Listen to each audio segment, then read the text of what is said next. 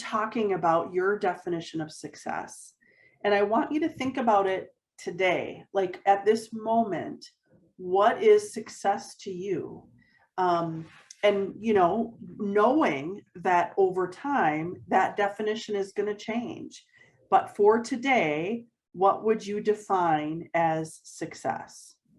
I would say success to me right now is pushing myself beyond my limits. So, those things that I'm not comfortable with doing, whether it's talking through illustrations or being on, different webinars. I'm actually next week starting a webinar series with one of the female advisors that I work with.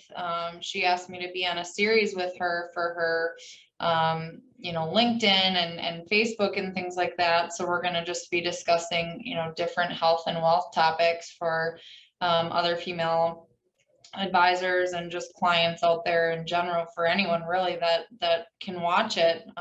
But that's not something I've ever really done or am super comfortable with. So it's exciting, but it's, pushing myself outside of my, what I'm comfortable with. And I think that just allows me to open more doors for myself and build more relationships and connections with people. And so I would say that to me right now is what I would consider success for myself.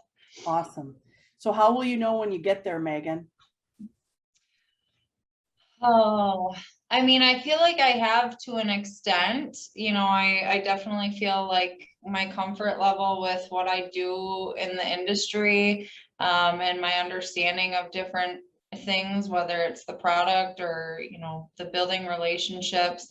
I think I've gotten to a certain level of that success. Would I like to keep going? Absolutely. And that's kind of where, like you said, I now want to raise the bar and do these new things, such as being on this series and walking through details of products and things like that, and just continuing to raise that bar as I succeed at each of those footsteps. Yeah.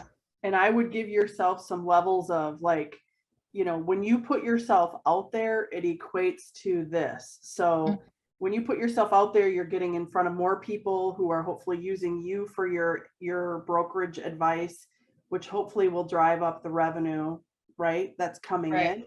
You got to have a way of trying to measure that. But I love that you're pushing yourself outside of your comfort zone. And you're fairly new into the industry as well. So that's a huge thing. That's a great definition.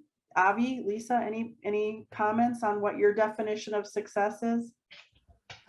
For me, it's having making yourself a better person every day, not just, long-term. I know you have to have long-term goals, but really I'm a day-to-day person. So, success for me this last week was delegating what I couldn't do. And I've not done that before because it's just easier for me to do it than to show my assistant how to do it or how I think it should be done.